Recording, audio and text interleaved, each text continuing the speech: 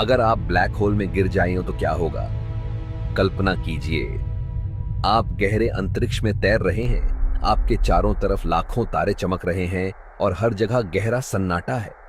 अचानक दूर अंतरिक्ष में आपको कुछ अजीब दिखाई देता है, एक काला गोल आकार जिसके चारों ओर चमकती हुई रोशनी घूम रही है।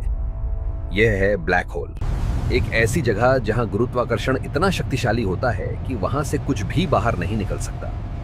न ग्रह, न तारे, और यहां तक कि रोशनी भी नहीं। लेकिन अगर कोई इंसान सच में ब्लैक होल में गिर जाए तो क्या होगा?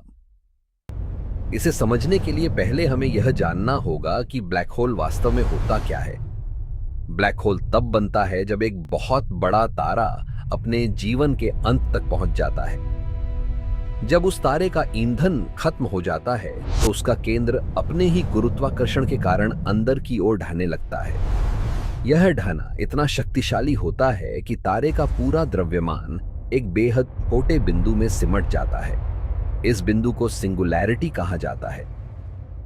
इस सिंगुलैरिटी के आसपास गुरुत्वाकर्षण इतना अधिक हो जाता है कि वह हर चीज को अपनी ओर खींचने लगता है, यहां तक कि प्रकाश भी इससे बच नहीं सकता। इसी वजह से ब्लैक होल अंतरिक्ष में पूरी तरह काला दिखाई देता है। अब कल्पना कीजिए कि आप धीरे धीरे एक ब्लैक होल के करीब जा रहे हैं। शुरुआत में आपको कुछ खास अलग महसूस नहीं होगा। आप बस उसके चारों ओर घूमती हुई गैस और धूल की एक चमकदार डिस्क देखेंगे। इसे अक्रेशन डिस्क कहा जाता है।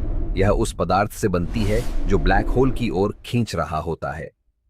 जैसे जैसे आप उसके करीब जाते हैं, गुरुत्वाकर्षण और ज्यादा शक्तिशाली होता जाता है और यहीं से कुछ बहुत अजीब होने लगता है। आपके शरीर का जो हिस्सा ब्लैक होल के ज्यादा करीब होगा वह ज्यादा तेजी से खींचेगा और जो हिस्सा दूर होगा वह कम खींचेगा। इस अंतर की वजह से आपका शरीर धीरे धीरे खींचने लगेगा। वैज्ञानिक इस प्रक्रिया को स्पेगेटिफिकेशन कहते हैं। इसमें शरीर लंबा और पतला होता जाता है, बिल्कुल स्पेगेटी की तरह। जैसे जैसे आप ब्लैक होल के करीब पहुंचते हैं, यह प्रभाव और भी ज्यादा बढ़ता जाता है। लेकिन ब्लैक होल के केंद्र तक पहुंचने से पहले आपको एक सीमा मिलेगी। इसे इवेंट होराइजन कहा जाता है। इवेंट होराइजन ब्लैक होल की वह सीमा है जहां से वापस लौटना असंभव हो जाता है। इसे अक्सर पॉइंट ऑफ नो रिटर्न कहा जाता है। अगर आप इस सीमा को पार कर लेते हैं तो फिर बाहर निकलना संभव नहीं होता। अगर कोई आपको बहुत दूर से देख रहा हो तो उसे कुछ बहुत अजीब दिखाई देगा।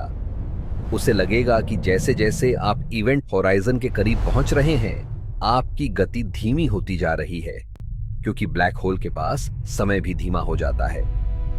दूर से देखने वाले को ऐसा लगेगा जैसे आप समय में जम गए हों, लेकिन आपके लिए समय सामान्य ही महसूस होगा। आप लगातार ब्लैक होल के अंदर गिरते रहेंगे। इवेंट होराइजन के अंदर प्रवेश करने के बाद ब्रह्मांड बहुत अजीब जगह बन जाता है। यहाँ स्पेस और टाइम दोनों ही अजीब तरीके से व्यवहार करने लगते हैं। जैसे जैसे आप केंद्र के करीब जाते हैं, गुरुत्वाकर्षण और भी ज्यादा शक्तिशाली होता जाता है।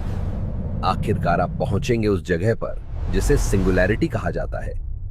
यह वह बिंदु है जहां ब्लैक होल का पूरा द्रव्यमान केंद्रित होता है। सिंगुलैरिटी पर गुरुत्वाकर्षण अनंत हो जाता है और वहां भौतिकी के वे नियम भी काम करना बंद कर देते हैं जिन्हें हम आज जानते हैं।